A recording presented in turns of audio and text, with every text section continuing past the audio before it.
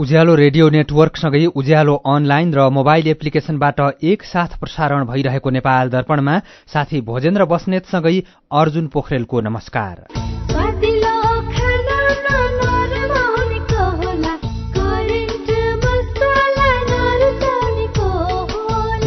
नेपाल दर्पणको साथमा करेन्ट मसला र करेन्ट चिया स्वादको झट्का। नेपाल दर्पण सुरु गरौं मुख्य खबरका शीर्षकहरूबाट। ग्यास चुहिएर भएको आगलागीबाट गम्भीर घाइते हुनुभएका सांसद चन्द्र भण्डारीको मुम्बईमा उपचार चल्दै। भण्डारीकी आमा हरिकलाको निधन। गुणस्तरीय ग्यास सिलिन्डर मात्र किन्न आयल निगमको आग्रह। सिलिन्डर चाहिँ किनेर लिएर आउँदैखेरि नयाँ हो कि होइन हेर्दाखेरि चाहिँ कहिले बनेको हो, त्यसको सिरियल नम्बर के छ, ती कुराहरू चाहिँ विचार पुर्याउनु पर्यो। प्रतिनिधि सभा नियमावली मस्यौदामा सहमति जुट्यो। फौजदारी अभियोग लागेर थुनामा पुगेका सांसदको पद निलम्बनमा पर्ने। व्यावसायिक अलैँची खेतीपछि लमजुङका किसानको आर्थिक अवस्थामा सुधार। केही व्यक्ति विदेशबाट फर्किएर गाउँमै मनग्य आमदानी गर्दै। एन्टार्क्टिकाको एउटा विशाल हिमनदी पुरै पग्लिने जोखिममा। समुद्र तात्दा हिमनदी पग्लिने जोक्रम बढेको अध्ययनको निष्कर्ष। र एक दिवसीय क्रिकेट श्रृंखलामा भोलि नेपालले स्कटल्याण्डसँग खेल्दै। महिला टी20 विश्वकप क्रिकेटमा श्रीलंका र अस्ट्रेलियाको खेल चल्दै। सुन त, मेरो कपडा प्याकिङ गरिदेऊ त। श्यामजीको मिसेसलाई क्यान्सर उपचार गराउन इन्डिया सँगै लिएर जानुपर्ने भयो। ए हो र? अनि सुन्नु त, अब क्यान्सरको उपचार सीएमसी क्यान्सर इन्स्टिच्युट भरतपुरमा नै हुन्छ नि। नेपालमै पहिलो पटक अत्याधुनिक भेरिएन्ट ट्युबिम भएको 60 काउज र हाइपर आर्क लगायतका अत्याधुनिक उपकरण प्रयोग गरी मस्तिष्कमा रहेको ट्युमर, फोक्सोको क्यान्सर, स्तन क्यान्सर, घाँटी तथा टाउको सम्बन्धी क्यान्सर, पेट तथा कलेजो सम्बन्धी क्यान्सर, पाठेघरको मुख, गर्भाशय तथा मूत्राशय सम्बन्धी क्यान्सर तथा अन्य क्यान्सरहरूको उपचार हुन्छ। क्यान्सर भएको ठाउँको पहिचान गरी रेडिएसनको माध्यमबाट पूर्ण रूपमा निको हुने गरी पनि उपचार गरिन्छ। सरकारी अस्पतालकै सेवा शुल्कमा उपचार हुनुका साथै नेपाल सरकारबाट प्रदान गरिने क्यान्सर पीडितहरूका लागि 1 लाखसम्मको छुटको व्यवस्था पनि छ। ओहो, यस्तो सुविधा रहेछ। ल, अब क्यान्सर उपचार गराउन सीएमसी क्यान्सर इन्स्टिच्युटमा नै लिएर जान्छौ। क्यान्सर विरुद्ध आशाको किरण, सीएमसी क्यान्सर इन्स्टिच्युट। फोन 056 594 333 594 333। तिमीले पनि पाउने मलाई पनि आउने कुरो आएपछि मन भयो रमाउने। आइएमई पे रिफर गरिदे, मलाई पनि फाइदा अनि तिमीलाई पनि छ। आइएमई पे रिफर गरिदे, मलाई पनि फाइदा अनि तिमीलाई पनि छ। IME pay refer and earn offer. IME pay mobile एपलाई आफ्नो साथी सर्कलमा रिफर गर्ने र सो रिफर एक्सेप्ट गर्ने दुवैले पाउनुहोस् 25-25 रुपैयाँ। नेपाल दर्पणमा अब खबरको सिलसिला। खाना पकाउने ग्यास चुहिएर आगलागी हुँदा गम्भीर घाइते हुनुभएका सांसद चन्द्र भण्डारीको भारतको मुम्बईमा उपचार शुरू भएको छ। श्री एयरलाइन्सको चार्टर उडान मार्फत भेन्टिलेटरमा राखेर भण्डारीलाई दिउँसो भारतको मुम्बई लगिएको हो। मुम्बईको नेशनल बर्न्स सेन्टरमा उहाँको उपचार शुरू भएको उहाँको सचिवालयले जनाएको छ। भण्डारीलाई लगिएको विमानमा डाक्टर प्रदीप तिवारीको नेतृत्वमा 6 जना विशेषज्ञ डाक्टर पनि सँगै रहेका छन्। भण्डारीको शरीरको 30% भाग जलेको उहाँको प्रारम्भिक उपचार गरेको कीर्तिपुर अस्पतालले जनाएको छ। हानिकारक धुवाँ र तातो हावा श्वास नली हुँदै फोक्सोमा पुगेकोले उहाँलाई नेपालमा उपचार सम्भव नभएको भन्दै विदेश लैजान बिहानै अस्पतालले सिफारिस गरेको थियो। भण्डारीलाई भारत लैजानु अघि नेपाली कांग्रेसका सभापति तथा पूर्व प्रधानमन्त्री शेरबहादुर देउबा सहित नेता कार्यकर्ता, शुभचिन्तक, उप प्रधानमन्त्री तथा अर्थमन्त्री विष्णु पौडेल, स्वास्थ्य मन्त्री पदम गिरी लगायतका व्यक्तिले अस्पतालमा पुगेर स्वास्थ्य अवस्थाबारे जानकारी र स्वास्थ्य लाभको कामना गर्नुभएको छ। यसैबीच आगलागीमा घाइते हुनुभएकी सांसद चन्द्र भण्डारीकी आमा हरिकलाको निधन भएको छ। उपचारको क्रममा बिहान 11 बजे हरिकलाको निधन भएको कीर्तिपुर अस्पतालले जनाएको छ। उहाँ 86 वर्षकी हुनुहुन्थ्यो। अस्पतालका अनुसार उहाँको शरीरको 70% भाग जलेको थियो। काठमाडौँको बुद्धनगरमा रहेको घरमा गएराती 10:30 बजे ग्यास चुहिएर आगलागी हुँदा सांसद भण्डारी र उहाँकी आमा जलेर घाइते हुनुभएको हो। कोठामा ग्यास गनाएपछि आमा हरिकला निभाउन जानुभएको थियो। उहाँले बिजुलीको स्विच अन गर्ने बित्तिकै आगो लागेको थियो। आमालाई आगोबाट जोगाउन जाने क्रममा सांसद चन्द्र भण्डारी पनि गम्भीर घाइते हुनुभएको हो। उहाँहरूलाई गएराती नै कीर्तिपुर अस्पताल लगिएको थियो। खाना पकाउने ग्यास चुहिएर हुने आगलागी र सिलिन्डर विस्फोटका घटना बढ़िरहेका छन्। ग्यास उद्योगी र विक्रेताको लापरवाही र सर्वसाधारणमा चेतनाको कमी नै यसको मुख्य कारण बनेको छ। ग्यास सिलिन्डर किन्दा सिलिन्डरको माथिल्लो भागमा ग्यास प्रयोग गर्न मिल्ने अन्तिम मिति लेखिएको हुन्छ, तर उपभोक्ताले मितिको खासै वास्ता नगर्ने र व्यापारीले पनि सजिलै बेच्न दिने भएकोले ग्यास सिलिन्डरबाट हुने दुर्घटना बढेको जानकारहरू बताउँछन्। यस्तै ग्यासको सिलिन्डरको गुणस्तरको विषयमा पनि बारम्बार प्रश्न उठ्दै आएको छ। साथी महेश गेवालीले नेपाल आयल निगमका निर्देशक तथा एलपी ग्यास तथा एभिएसन विभाग प्रमुख नेत्र प्रसाद काफ्लेलाई सोध्नु भएको छ, सर्वसाधारणले गुणस्तरीय ग्यास सिलिन्डर कसरी चिन्ने? गुणस्तर तथा नापतोल विभागबाट गुणस्तरयुक्त हो कि होइन भनेर एनएस चिन्ह प्राप्त गरेको सिलिन्डर हो कि होइन, त्यो कुरो चाहिँ अलिकति एवारनेस हो भनेदेखि पत्ता लगाउन सकिन्छ। गुणस्तर चेक गर्ने त आँखैको अगाडि देखिन्छ, त्यही बमोजिमको क्याप लागेको छ कि छैन त्यो हेर्नु पर्यो र त्यही अनुसारको चाहिँ गुणस्तर प्राप्त चाहिँ के रेगुलेटर, त्यो रेगुलेटर चाहिँ गुणस्तरयुक्त हो कि होइन त्यो पनि गुणस्तर विभागबाटै प्रमाणित भएको हुन्छ, त्यो प्रयोग गर्नु पर्यो। सिलिन्डर चाहिँ किनेर लिएर आउँदैखेरि नयाँ हो कि होइन हेर्दाखेरि चाहिँ कहिले बनेको हो, त्यसको सिरियल नम्बर के छ, ती कुराहरू चाहिँ विचार पुर्याउनु पर्यो। ध्यान दिनुपर्ने कुराहरू चाहिँ के हुन सक्छन् जसले गर्दाखेरि आउने दिनहरूमा दुर्घटना चाहिँ एकदम कम होस् अथवा न्यूनीकरण गर्न चाहिँ सजिलो होस्। सिलिन्डर लिएर आउँदाखेरि बाटामा लडाएर घोप्ट्याएर ल्याउनु भएन, त्यसलाई भरिसके ठाडो पारेर जहाँ चाहिँ क्याप लागेको हुन्छ त्यसलाई माथि नै राखेर ल्याउनु पर्यो। ल्याइसकेपछि त्यो माथिको त्यो क्याप खोलेर रेगुलेटर जोड्ने बेलामा चाहिँ ग्यास लिक भइरहेछ कि छैन, त्यो लिक भएको छ भनेदेखि स्माइल आइहाल्छ। अनि त्यसलाई एकछिन हेर्ने, सुरुमा खोल्ने बित्तिकै चाहिँ अलिकति वास्सा आए जस्तो हुन्छ, तर 5-7 मिनट छोडिदिएपछि लिक नभएको रहेछ भनेदेखि त्यसको स्माइल आउँदैन। स्माइल नआएपछि रेगुलेटर जोडिदिनुपर्छ। अब जोइन गरिसकेपछि हामीले युज गर्ने बेलामा कोठाभित्र पस्दाखेरि पनि कहीँ कतै चाहिँ चुलोको नोप पो खुलिराखेको छ कि, सिलिन्डरको चाहिँ मेन भाल्भ पनि खुलिरहेको छ कि, त्यो ग्यासको स्मेल आएको छ कि छैन कोठाभित्र, पहिले चाहिँ ती कुराहरू विचार गर्नु पर्यो। त्योभन्दा अगाडि चाहिँ त्यहाँ कोठाभित्र पुग्ने बित्तिकै हिट हुने चिजहरू, लाइटर भयो, सलाई भयो, बिजुलीका बत्तीहरू भए, बिजुलीका स्विचहरू भए, त्यो सुरुमा खोल्नु भएन। गन्ध आइरहेको छ भनेदेखि सुरुमा गएर झ्याल ढोकाहरू सबै खोलिदिइसकेर 5-7-10 मिनट त्यसलाई स्थिर हुन दिएर अनि मात्रै ती चिजहरू प्रयोग गर्नु खोल्नु पर्यो। कमसेकम भेन्टिलेसन र ढोकाहरू चाहिँ खुल्ला भएको बेलामा मात्रै ग्यास चाहिँ खोलेर प्रयोग गर्नु पर्यो। उपभोक्ताले ग्यास किन्छ, ग्यास किनेर घरमा लैजान्छ, घर लगिसकेपछि किचनमा राख्ने प्रक्रिया अथवा ग्यास प्रयोग गर्ने प्रक्रिया कसरी सुरक्षित भएर चाहिँ काम गर्नुपर्छ भान्सा कोठामा? भान्सामा सिलिन्डरसँगै ठाडो राखी प्रयोग गरौँ, किनभने त्यो ग्यासमा पनि केही न केही तल चाहिँ अलिकति बाक्लो पदार्थ रहन सक्छ कहिलेकाहीँ, त्यो पाइपमा चाहिँ बगेर आइदिन्छ, पाइपै जाम हुन्छ अनि विस्फोट हुन्छ। त्यो कारणले गर्दा त्यो गलत कहिले पनि नगरौँ।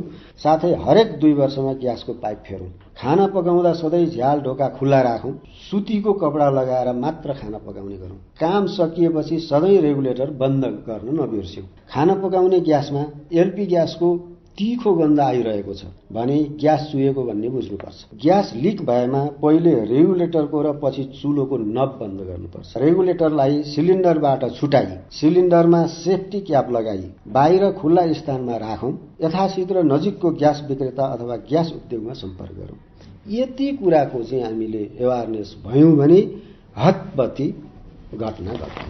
फाटोफुट्टो हुने घटना त छँदैछन्, त्यसमा पनि अब यी कुराहरू ग्यास व्यवसायी र विक्रेताहरूले पनि ध्यान दिए भने आउने दिनहरूमा यस्ता घटना न्यूनीकरण गर्न चाहिँ सहज बनाउन सकिन्थ्यो भन्ने खालका कुराहरू पनि पक्कै पनि आउँछन् होला। पहिलो कुरो त विक्रेताले उद्योगी कहाँबाट ग्यास चाहिँ बुझ्दाखेरि लिँदाखेरि सबै चाहिँ क्याप राम्ररी लागेको छ कि छैन, गुणस्तरयुक्त सिलिन्डर हो कि होइन, साँच्चै भन्नुहुन्छ भने वेट पुगेको छ कि छैन, त्यो सबै कुरो चाहिँ विक्रेताले उद्योगीसित खरिद गर्दाखेरि नै विक्रेता एवारनेस भएपछि उद्योगीसित बुझ्दैखेरि विक्रेताले चाहिँ गुणस्तरयुक्त सबै चिज लियो भनेदेखि उपभोक्ताले स्वतः त्यही पाउँछ, गुणस्तरयुक्त हुन्छ।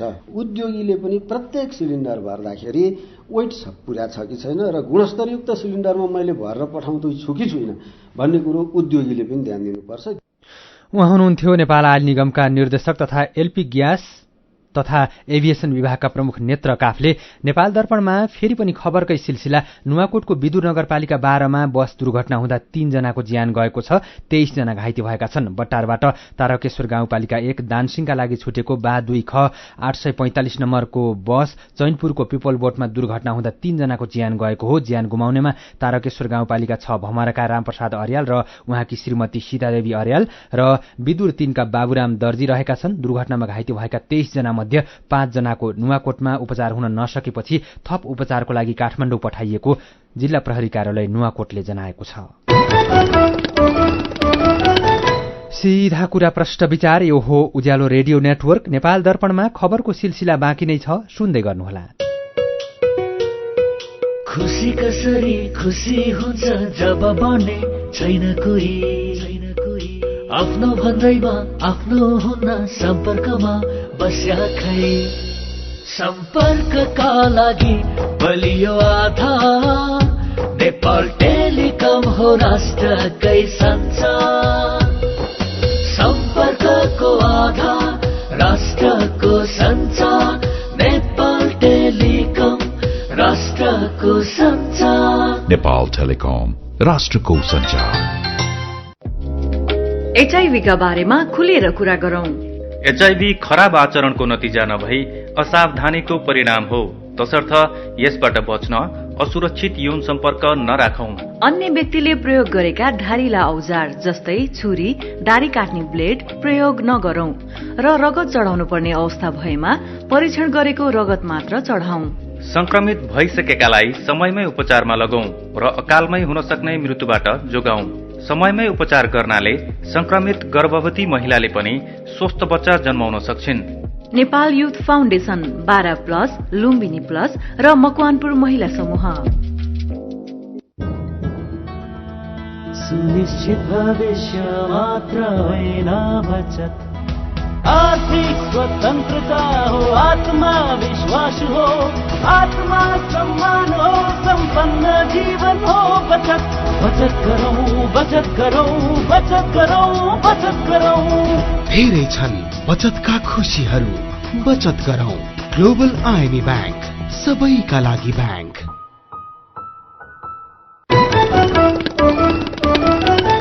उज्यालो रेडियो नेटवर्कबाट प्रसारण भइरहेको नेपाल दर्पणमा तपाईंलाई फेरि स्वागत छ। यतिन्जेल हामीले ग्यास चुहिएर भएको आगलागीबाट गम्भीर घाइते हुनुभएका सांसद चन्द्र भण्डारीको मुम्बईमा उपचार चल्दै गुणस्तरीय सिलिन्डर मात्रै किन्न आयल निगमको आग्रह, नुवाकोटमा बस दुर्घटना हुँदा 3 जनाको ज्यान गयो लगायतका खबर प्रस्तुत गर्यौं। नेपाल दर्पणमा अब बाँकी खबर। प्रतिनिधि सभा नियमावली मस्यौदा समितिले प्रतिनिधि सभाको नियमावलीमा सहमति जुटाएको छ। आज बसेको समितिको बैठकले प्रतिनिधि सभाको नियमावली टुंग्याएको हो। नेपाली कांग्रेसका प्रमुख सचेतक एवं प्रतिनिधि सभा नियमावली मस्यौदा समितिका सदस्य रमेश लेखकले बैठकमा महाअभियोग प्रस्ताव, फौजदारी अभियोग र स्वार्थ बाजीको विषयमा निष्कर्ष निकालेको बताउनुभयो। उहाँले समितिले कुनै पनि सांसदलाई फौजदारी अभियोग लागेर अदालतले पूर्वपक्षका लागि थुनामा पठाएको अवस्थामा, अभियुक्त पूर्वपक्षका लागि थुनामा बसेको अवस्थामा वा फरार भएको अवस्थामा समेत सांसदबाट निलम्बन हुने व्यवस्थामा सहमति जुटेको बताउनुभयो।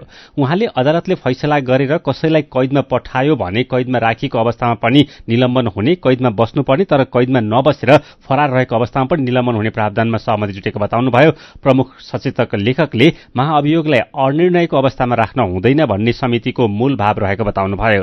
उहाँले महाअभियोग 5 महिनाभित्र टुङ्गो लगाइसक्ने बाध्यकारी व्यवस्था गर्ने निर्णय भएको पनि बताउनुभयो। प्रमुख सचेतक लेखकले अरू संवैधानिक पदका सदस्यहरूको महाअभियोग प्रतिनिधि सभाको 2/3बाट टुङ्गिने भए पनि राष्ट्रपति र उपराष्ट्रपतिको महाअभियोग भने प्रतिनिधि सभा र राष्ट्रिय सभाबाट नै टुङ्गिनुपर्ने व्यवस्था रहेको बताउनुभयो। यसैबीच सर्वोच्च अदालतले चुनावी खर्च विवरण नबुझाउने पालिकाका उम्मेद्वारलाई तत्काल कार्यवाही नगर्न निर्वाचन आयोगका नाममा अन्तरिम आदेश दिएको छ। काठमाडौँ महानगरपालिकाका मेयर बालेन्द्र शाहले दर्ता गरेको रिट निवेदनमाथि सुनवाई गर्दै सर्वोच्च अदालतको संवैधानिक इजलासले निर्वाचन आयोगले जरिवाना तोकेका उम्मेद्वारलाई तत्कालै कार्यवाही नगर्न अन्तरिम आदेश दिएको हो। निर्वाचन आयोगले गएको वैशाखमा भएको पालिका चुनावमा प्रतिस्पर्धा गरेका तर खर्च विवरण नबुझाएका उम्मेद्वारलाई जरिवाना तिराउने निर्णय निर्णय गरेको थियो। यो निर्णय विरुद्ध काठमाडौँ महानगरपालिकाका मेयर शाहले सर्वोच्चमा रिट दिनुभएको हो। सर्वोच्चको आदेशसँगै जरिवाना बुझाउन बाँकी झण्डै 17,000 जना जनप्रतिनिधिलाई तत्कालको लागि राहत भएको छ। आयोगले जरिवाना बुझाउन दिएको 6 महिनाको समय सीमा यही फागुनको मसान्तमा सकिँदैछ। फागुन मसान्तभित्र जरिवाना नबुझाएमा पद नै गुम्ने निर्वाचन आयोगले चेतावनी दिँदै आएको थियो। निर्वाचन आयोगले पालिका चुनावमा निर्वाचित र पराजित समेत गरी 1,23,624 जना उम्मेद्वारलाई जनही न्यूनतम 1.5 लाख रुपियाँदेखि 7.5 लाख रुपियाँसम्म जरिवाना तोकेको छ। सबै उम्मेद्वारले तोकिएको जरिवाना तिरेमा 24.5 अर्ब रुपियाँ भन्दा धेरै संकलन हुन्छ। जरिवाना तोकिएका मध्ये कतिपय उम्मेद्वारले भने जरिवाना तिरेर प्रदेश र प्रतिनिधि सभा चुनावको लागि उम्मेद्वारी दिएका थिए। व्यावसायिक अलैँची खेतीपछि लमजुङका किसानको आर्थिक अवस्थामा सुधार भएको छ। झण्डै 45 वर्ष अघिदेखि अलैँची खेती विस्तार भएको लमजुङमा केही वर्षदेखि अलैँची खेतीले राम्रो आमदानी दिन थालेपछि धेरैजसो किसानको आर्थिक अवस्था उकासिन थालेको हो। मर्स्याङदी गाउँपालिका 7 छिनखोलाका अजय तामाङ आफू मात्रै आर्थिक रूपले सम्पन्न नभई रोजगारी दिलाउन सक्ने हैसियतमा पनि हुनुहुन्छ। अलैँची किसान तामाङ गाउँ गाउँमा सुरु भएको अलैँची खेतीको लहरसँगै 15 वर्ष अघि परिवारसहित गाउँ फर्कनुभयो। एक रोपनी जग्गाबाट सुरु भएको अलैँची खेती यति बेला 40 रोपनी क्षेत्रफलमा फैलिएको छ। उहाँले वर्षको 10 देखि 15 लाख रुपियाँ आमदानी गर्दै आउनु भएको छ। लुदीका सोमबहादुर तामाङ पनि एक सफल अलैँची किसान हुनुहुन्छ। उहाँले मलेसियामा 15 वर्ष श्रम बेच्नुभयो तर आर्थिक हैसियत उकासिएन। यति बेला सोमबहादुरले 60 रोपनी क्षेत्रफलमा लगाएको अलैँचीबाट उहाँले घरमै बसेर वर्षको 4 देखि 5 लाख रुपियाँ आमदानी गर्दै आउनु भएको छ। धान मकै भन्दा अलैँची खेतीले राम्रो आमदानी दिने गरेको र परिवारको गुजारा चलाउन सहज भएको उहाँको भनाइ छ। कम मेहनतमै राम्रो आमदानी दिने भएकोले अलैँचीप्रति गाउँले केन्द्रित हुन थालेका छन्। लमजुङमा अहिले 1,500 हेक्टर क्षेत्रफल जमिनमा अलैँची खेती हुँदै आएको छ। गएको वर्ष 35 मेट्रिक टन अलैँची दाना उत्पादन भएको थियो। गएको वर्ष तुलनामा अहिले उत्पादन 85% वृद्धि भएको अलैँची कृषकको अनुमान छ। यसैबीच म्याग्दीको बेनी नगरपालिका 2 बगरफाँटका स्थानीयले 22 वर्षदेखि नदीको बगरको समेत कर जिल्ला मालपोत कार्यालयलाई तिर्दै आएका छन्। 2057 सालदेखि निरन्तर म्याग्दी नदीमा आएको बाढीले कटान गरेर बगाएको 36 रोपनी जग्गाको स्थानीय बासिन्दाले अझैसम्म पनि कर तिर्दै आएका छन्। म्याग्दी नदीको कटानका कारण बगरे फाँटको 36 रोपनी जग्गा बगरमा परिणत भएको छ। नदी बगेको ठाउँभन्दा पारिपट्टि बेनी नगरपालिका 6 को डम्मरासम्म फैलिएको बिरौटाको अहिले नामो निशान नभए पनि जग्गा धनी पूर्जा कायमै रहेकोले हुँदै नभएको जग्गा र आफूहरूले उपभोग गर्नै नमिल्ने ठाउँको समेत कर तिर्न बाध्य हुनु परेको बेनी नगरपालिका 2 का ओम बहादुर थापाले गुनासो गर्नुभयो।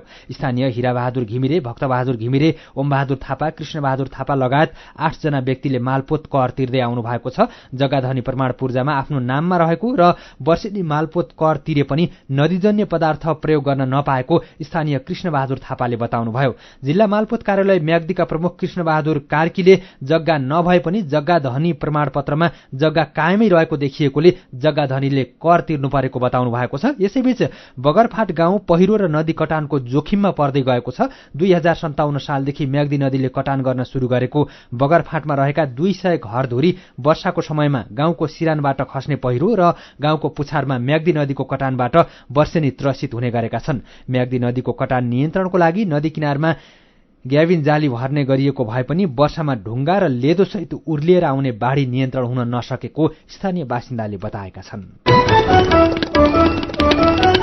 जुम्लाको पातारासी गाउँपालिकाले आफ्नो क्षेत्रभित्रका सबै नागरिकको निशुल्क स्वास्थ्य बीमा गरिदिने भएको छ। गाउँपालिकाले आफ्नो नीति तथा कार्यक्रममा बीमा गर्न छुटेका नागरिकको स्वास्थ्य बीमा गर्ने नीति अनुसार काम शुरू गरेको अध्यक्ष पूर्णसिंह बोहराले जानकारी दिनुभयो। स्वास्थ्य उपचारमा राहत होस् भनेर अध्यक्ष उपाध्यक्ष कार्यक्रममा छुट्याएको बजेटबाट पातारासीका सबै नागरिकको स्वास्थ्य बीमा गर्न हिउँदे गाउँसभाबाट पारित समेत गरेको उपाध्यक्ष जनमाया रोकाले बताउनुभयो। नागरिकको स्वास्थ्य बीमा सहित गाउँपालिकाबाट 5 वर्षमा 2 जनालाई निशुल्क एमबीबीएस अध्ययन गर्न आर्थिक सहयोग गर्ने नीति अनुसार 1 जनालाई पहिलो वर्ष 7 लाख रुपियाँ प्रदान गरेको गाउँपालिकाका स्वास्थ्य शाखा प्रमुख रतन बहादुर बुढा थापाले बताउनुभयो। नेपाल दर्पणमा मेरो पनि भन्नु छ सँगै खबरको सिलसिला बाँकी नै छ, सुन्दै गर्नुहोला। आधुनिक र प्राकृतिक चिकित्सा पद्धतिको वैज्ञानिक सम्मिश्रण स्थल डनी हिलिङ क्लिनिक। यहाँ विशेषज्ञहरूद्वारा नसा, हाड जोड्नी, मांसपेशीका दुखाइ र अन्य समस्याको उचित परीक्षणद्वारा रोगको पहिचान, उपचार र परामर्श प्रदान गरिन्छ।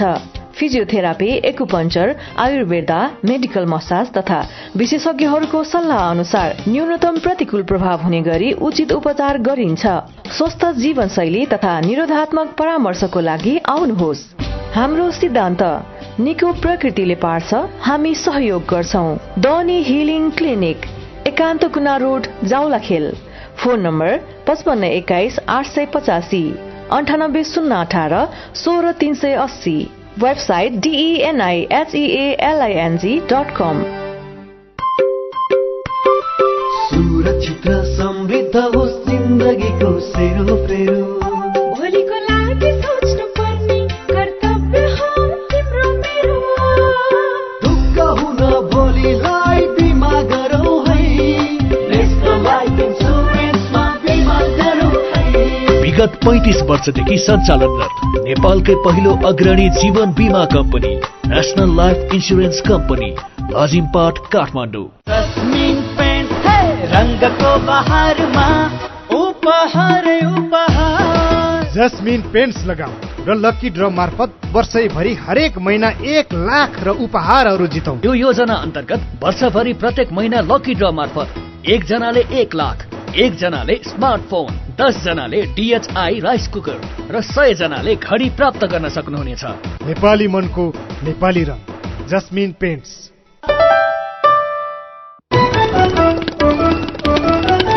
उज्यालो रेडियो नेटवर्क मार्फत देशभरिका विभिन्न FM स्टेशन तथा उज्यालो अनलाइन र मोबाइल एप्लिकेशनमा प्रसारण भइरहेको नेपाल दर्पणमा तपाईंलाई फेरि स्वागत छ। अब बाँकी खबर। लगातार चौथो दिन आज पनि शेयर बजार दोहोरो अङ्कले घटेको छ। शेयर बजार परिसूचक नेप्सी आज 21.15 अङ्कले घटेर 2070.41 बिन्दुमा झरेको छ। सबैजसो समूहको शेयर ओह्रालो लागेको छ। बजारसँगै कारोबार रकम पनि लगातार घटिरहेको छ। आज 256 वटा कम्पनीका 47,47,000 किता शेयर 1 अर्ब 68 करोड 49 लाख रुपियाँमा कारोबार भएका छन्। बझाङको सुरमा गाउँपालिकाबाट यो वर्ष 35 लाख रुपियाँ बराबरको आलु निर्यात भएको छ। गाउँपालिकाको 5 वटै वडामा उत्पादन भएको आलु कैलाली, कञ्चनपुर हुँदै बाँकेको नेपालगञ्जसम्म निर्यात गरिएको सुरमा गाउँपालिकाको कृषि शाखाका प्रमुख चक्रप्रसाद जोशीले जानकारी दिनुभयो। किसानले किलोको 35 रुपियाँका दरले आलु बिक्री गरेका हुन्।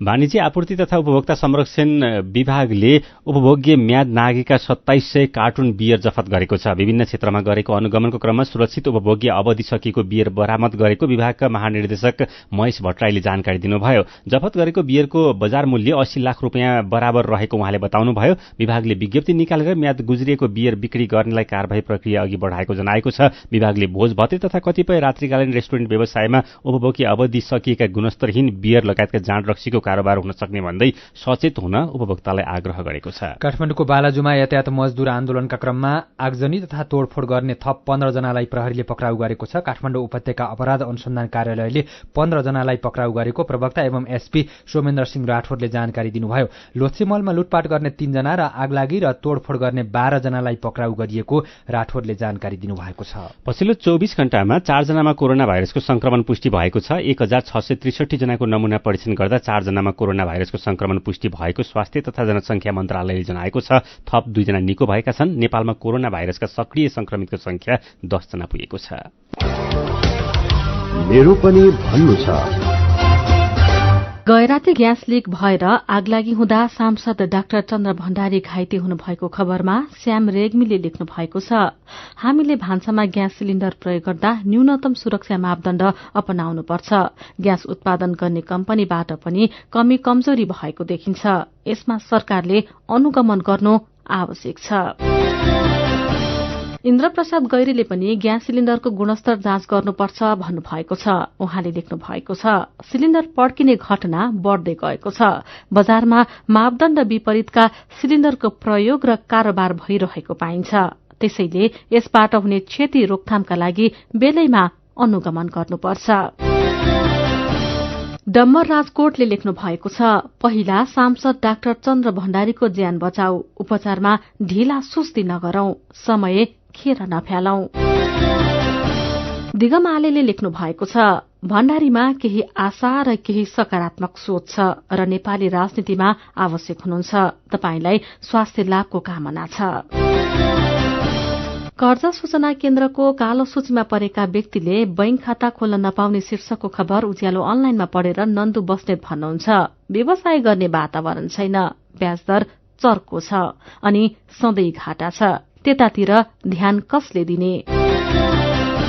अनि टर्की र सिरिया भूकम्पमा दातालाई ठग्न सामाजिक सञ्जालको प्रयोग भएको खबरमा कृष्ण मगरको प्रतिक्रिया छ। कोही मान्छे कति निष्ठुरी हुन्छन्, विपत्तिमा समेत फाइदा उठाउन खोज्छन्।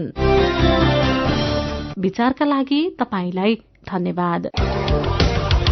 मेरो पनि भन्नु छ। मेरो पनि भन्नु छ प्रस्तुत गर्दै हुनुहुन्थ्यो साथी दीपा तिमल सिन्हा। अब केही विदेशका खबर। एन्टार्क्टिकामा रहेको एउटा विशाल नदी थ्वेट्स अनुमान गरिएको भन्दा चाँडो पग्लिरहेको एउटा अध्ययनले देखाएको छ।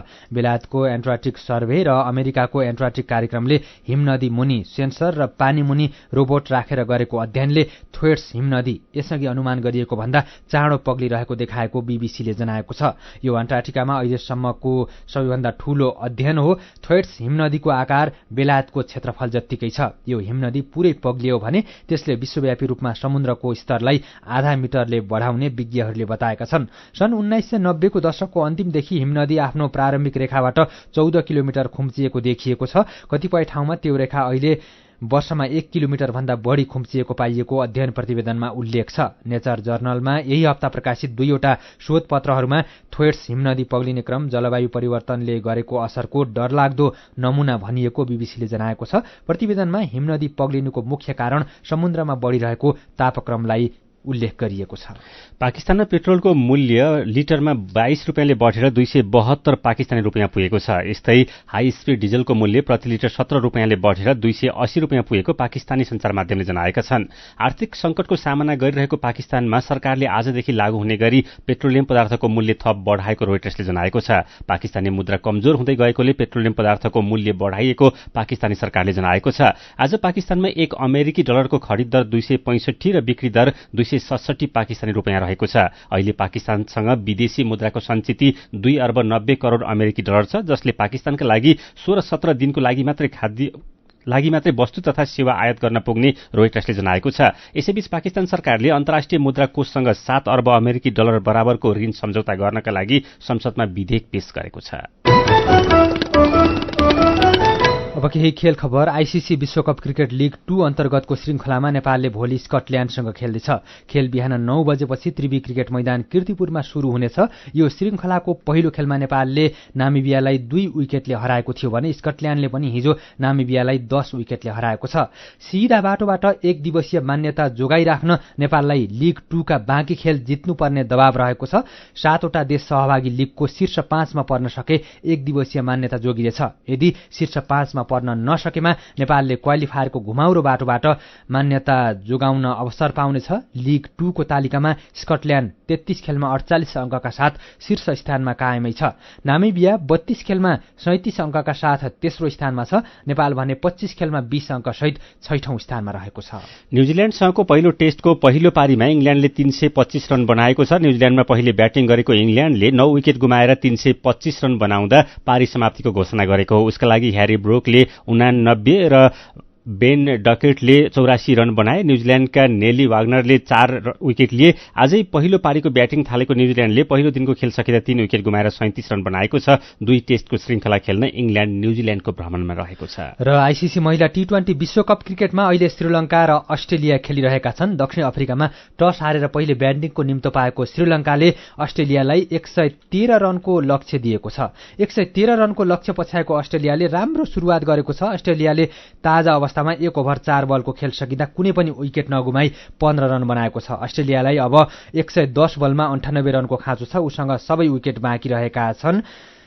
समूह ए मा दुवै टोलीले अहिलेसम्म खेलेका दुवै खेल जित्दै 4-4 अङ्क बटुलेका छन्। तर रन रेटका आधारमा अस्ट्रेलिया पहिलो र श्रीलङ्का दोस्रो स्थानमा रहेका छन्। आजको खेल जित्ने टोली सेमी फाइनलमा पुग्नेछ।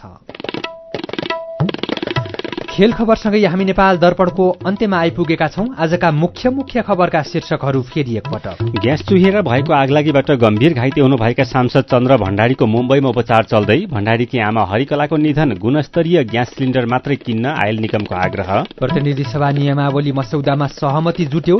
फौजदारी अभियोग लागेर थुनामा रहेका सांसदको पद निलम्बनमा पर्ने। व्यावसायिक अलैँची खेतीपछि लमजुङका किसानको आर्थिक अवस्थामा सुधार। केही व्यक्ति विदेशबाट फर्किएर गाउँमै मनगी पुँजी आमदानी गर्दै एन्टार्क्टिकाको एउटा विशाल हिमनदी पूरै पग्लिने जोखिममा समुद्र तात्दा हिमनदी पग्लने क्रम बढेको अध्ययनको निष्कर्ष र एक दिवसीय क्रिकेट श्रृङ्खलामा भोलि नेपालले स्कटल्याण्डसँग खेल्दै महिला टी20 विश्वकप क्रिकेटमा श्रीलङ्का र अस्ट्रेलियाको खेल चल्दै। आजको नेपाल दर्पण सकिएको छ। प्राविधिक साथी संघर्ष विष्टसँगै हामी भोजेन्द्र बस्नेत र अर्जुन पोखरेल पनि बिदा हुन्छौं। उज्यालोको मोबाइल एप्लिकेशन र अनलाइनमा प्रसारण भइरहेका रेडियो र अनलाइनका सामग्री भाइबरमा पनि उपलब्ध छन्। सुक्खा समयमा आगलागीको धेरै जोखिम हुने भएकोले आगो बाल्ने वस्तुको सुरक्षित प्रयोग गरौं। नमस्कार।